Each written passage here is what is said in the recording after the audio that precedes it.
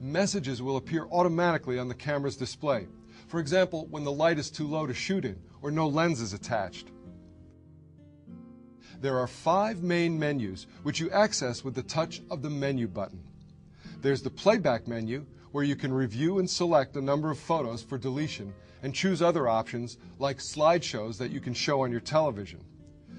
The shooting menu lets you set the basic settings like picture size and quality. Now, I tend to save pictures at the fine level with large files. That way, I can always make terrific enlargements, and it's easy to make smaller files later for email or for the web.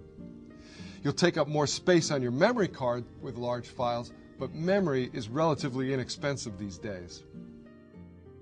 In the custom setting mode, you'll find a variety of options to customize the way your camera operates, from turning off the beep sound when you focus to changing the shooting mode from a single shot at a time to a continuous series of shots.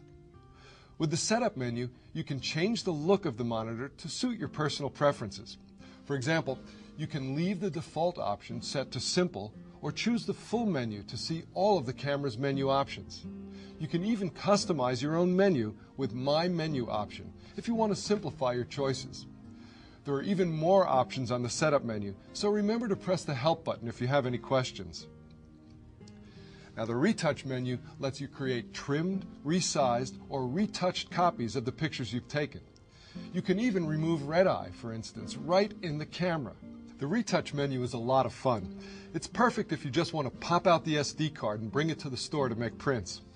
We'll look at some of these options later on after we've taken some more pictures. The shooting information display comes up when you turn the camera on or if you press the info buttons near the shutter release or the back of the camera. This gives you a quick view of your camera's current settings. Now, for some people, just knowing the number of pictures that are available on the SD card and the status of the battery charge is all they may care to know. Others will want to know the shutter speed, aperture, the focus mode, and other information available on the display. If you'd like to experiment with more advanced settings, you'll find helpful example photos that I call assist images that will help you make the right choices. Simply press the I info button once to wake up your camera's display, and then press it one more time to instantly access the options available to you. With the multi-selector, scroll through the various settings and see how the example photos represent the types of pictures you may want to make. Now, let's use Flash as an example. Press OK. You can actually see sample pictures of how your selection will affect the photo. In this case, red eye reduction. These example photos are available not only for Flash, but for other functions too. Again, just press the I button twice, scroll through using the multi-selector, and press OK. And you've got example photos to help make your decisions. It's just another way of making this all so easy to understand. Now let's go out and take some pictures.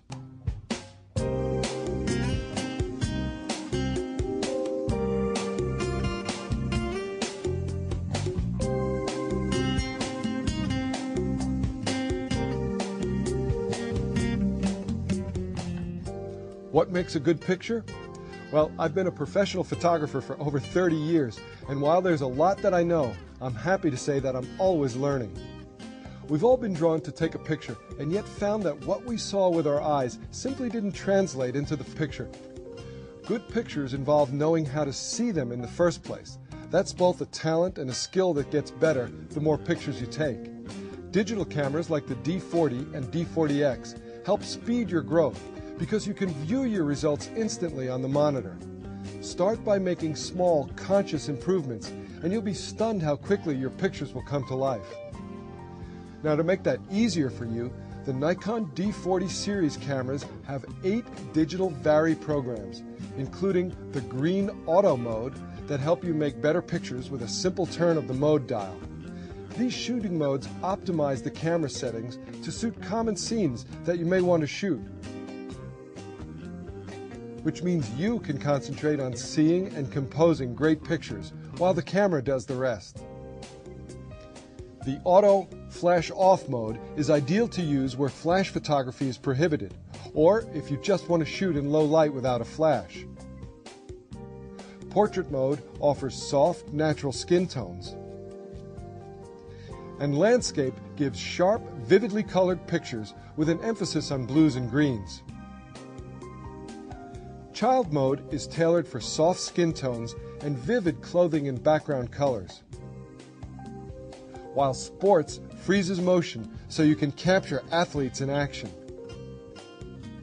The close-up mode is designed to give you detailed shots of flowers, insects, and other small objects. And night portrait achieves a nice balance between the flash lighting the people in the foreground and the ambient light of the background. There we go. Nice. Good. Let's use a few of the digital Vari programs. We'll start by turning the mode dial to the portrait icon. Now the camera sets itself to provide soft, natural-looking skin tones. It will also select the focus bracket on the subject closest to the camera in the frame, automatically. And the AF illuminator will light to assist the focus when the lighting is poor. Let's just find a subject, point, and shoot. Right up here against the cabana here. Now, if I can get you leaning against here. Now, you know, when somebody's relaxed, they have their weight kind of on one foot. There you go. Perfect. Just like that. That came very naturally. Look nice and relaxed. Now, I'm going to step back here. By being in portrait mode, the camera is already set to give you a relatively fast shutter speed to minimize any unsteadiness in your hands. And believe me, we all have some. There we go, Pam. That looks good. Now, at the widest end of the zoom here at 18, I'm getting a lot of clutter around Pam. So one of the advantages of using the zoom lens is that I simply have to zoom in. I don't have to change my position. And if you're working at the edge of a pool or something like that, changing your position can be difficult, to say the least. I'm just going to zoom in now and come in a little tighter on Pam. Ah, yeah. Now she's filling the frame much more, and it's much more about Pam. The picture becomes much more about Pam and much less about all the clutter around her. So let's do a couple more like this. The light is beautiful. She looks great, nice and relaxed. So I compose my shot. I squeeze the shutter release halfway. I like to see that her eyes are in sharp focus. And when I'm ready, I take the picture. That's great. Now see how much better that looks without all the unnecessary detail. Now, sometimes you want to take a picture on a bright, sunny day, and the very best thing you can do is to add a small burst of flash. If your subject has light coming from behind or overhead, either from the sun or artificial lights, the camera will recognize this in portrait and some of the other shooting modes. So when you squeeze the shutter release to focus, watch how the flash pops up. Perfect exposure. Now see how dark her face would have been without the flash. Okay, girls, looking good. That's it. Okay, keep those smiles going. We're still in portrait mode, so the exposure is set for natural-looking skin tones and a soft background, just as before. All right. Now, have you ever